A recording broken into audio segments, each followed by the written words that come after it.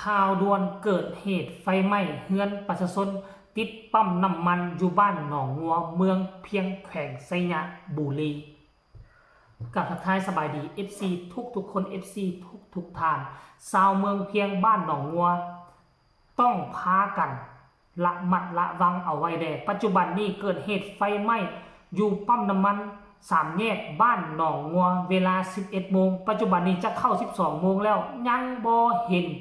รถดับเพลิงมาแม้แต่คันเดียวท่านผู้ชมเนาะมีคลิปนี้อยากให้ทุกคนไปเบิ่งใครมีคำคิดคำเห็นใดส่งมาใต้คอมเมนต์ไปชมกันเลย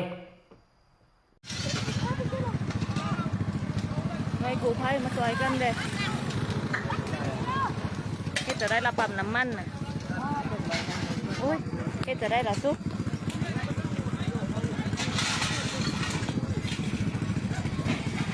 งั้นลุงเดชมาเบิ่งเอาเด้อหน่วยกู้ภัยมาอัน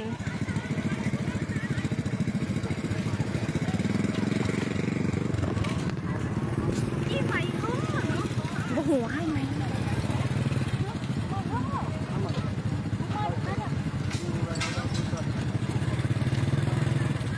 เอาลุงไปเดี๋ยวไม่ปรับเอาลุง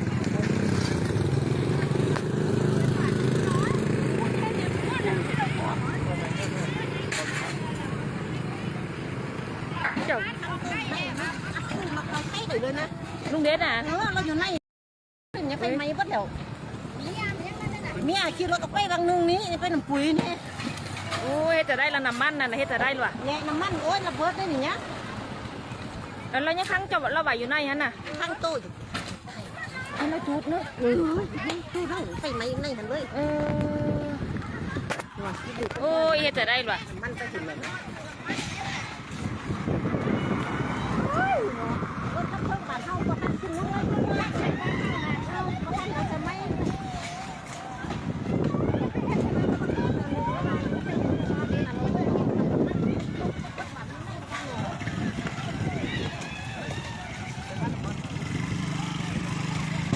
โอ้ยเนาะ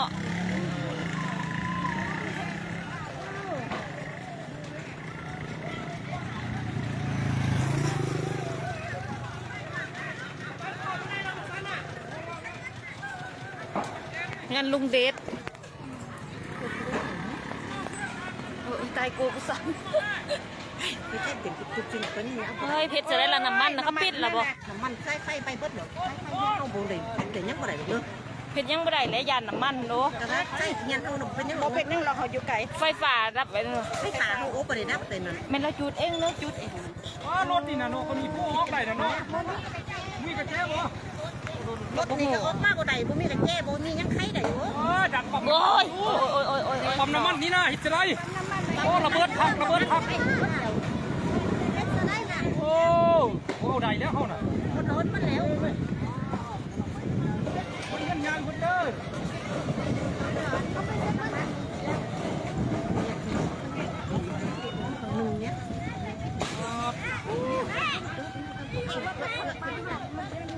การระเบิดเลยการระเบิดเลย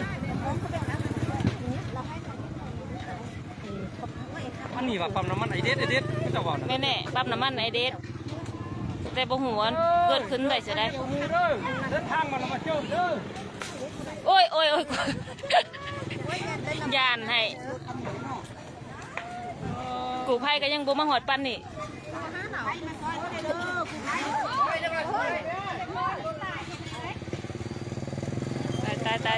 ตายเคยเห็นแต่อยู่บ้านอื่นมันนี่มาออกบ้านตัวเองเหรอถ้าเคยหูเคยเห็นนี่แหละ มาด่วนเด้อปั๊มน้ำมันเด็ดเด้อเที่ยงนี้เด้อ ไผ่หูหน่วยอันเบอร์กูไผ่ละโหมาได้เด้อ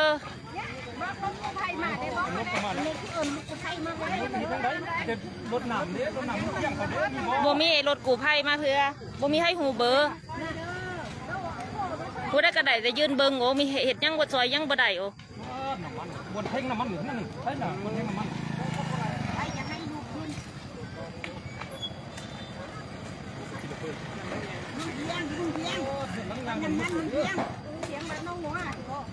เรารถอันนี้ด้วยข้างน้องง่วนนี่หน้าปั๊มน้ำมันไอเด็ดบอกคนอยู่มีบริษัทก่อน นั่งไม่ขึ้นเพิ่ง น นี่แน่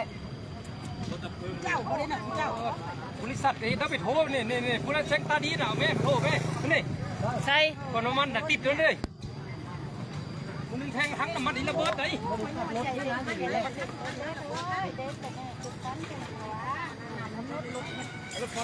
ไปผู้หูยังไปเส้น โอ้ยปานอันนั่งนะปลาหมดปลานั่งเอิญแล้วมาไหมบดึงน้ำมันระเบิดแหละเราฉีดน้ำอยู่น่ะ บอกเรามาแม่บอกเรามาแม่ เคยก็ซีทั้งปะกี้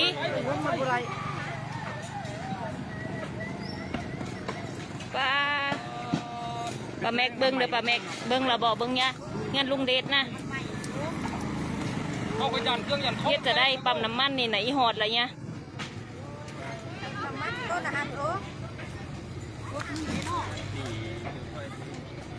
บกกาเขาไปหมอเลยโอ้ย มันอีพังเลยเงิน เจ้า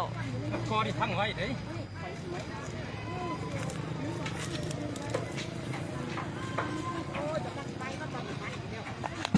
โอ้ยโอ้ยโอ้ยโอ้ย ต้นเลี้ยงเด้อเลี้ยงเด้อเนี่ยคนยิ้มนี่เนาะเอาไปเลี้ยงน้องวัว ซ้ำแยกน้องหัว ทำเลี้ยงน้องวัวนี่นะ ติดกับแจ้งเจริญนี่เด้อ เนี่ยเส้นไข่เต็กรูปลักษ เด็ก ณ์ สิเลี้ยง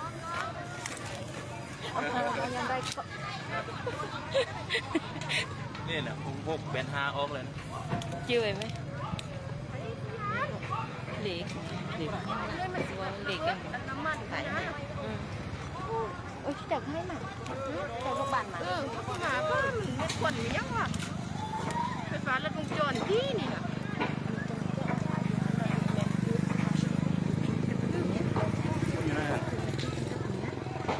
คนอยู่ดังนั้น ตัวผู้เจ้าคน ไว้ไม่หมด ก็ยังทำงานใดมันนานงานไหนไปซื้อใดมันนานแล้วเต้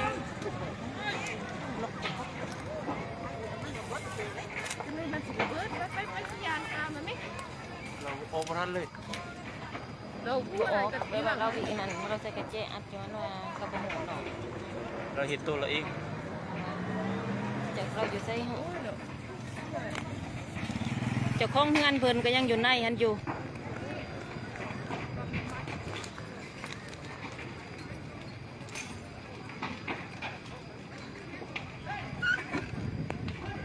บทสั่งที่ซอยจะได้มีแต่หูเบิ้งโอ้หน่วยกู้ภัยก็ยังบ่มาหอดเพื่อ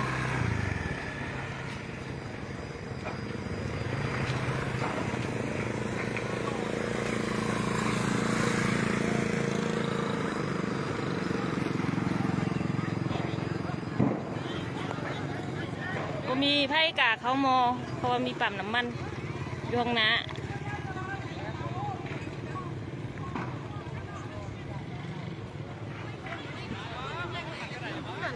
ฮะก็ว่าเมียนที่รถเอาไปล่ะรถเอาไปล่ะเนี่ยที่รถเอาไปเป็นเอาไปเนี่ยคือมันก็ได้ ยังไงนั่นน่ะ บ่อันนั้นเอ้ยอันนั้นอันเอิ้นมันหนองดูของเจ้าของงานนี่ โมเลยพี่อ่ะตัดน้ำมัน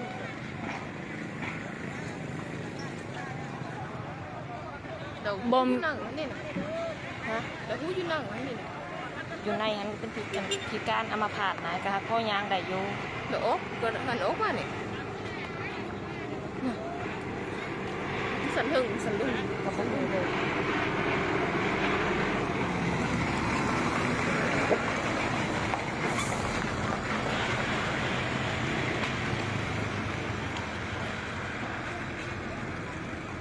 รถอยู่หันก็บ่มีให้สร้างขับออกมาโอ้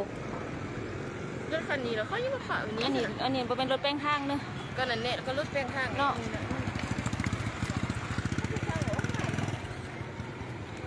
มีให้สั่งออกมาเลยโอ้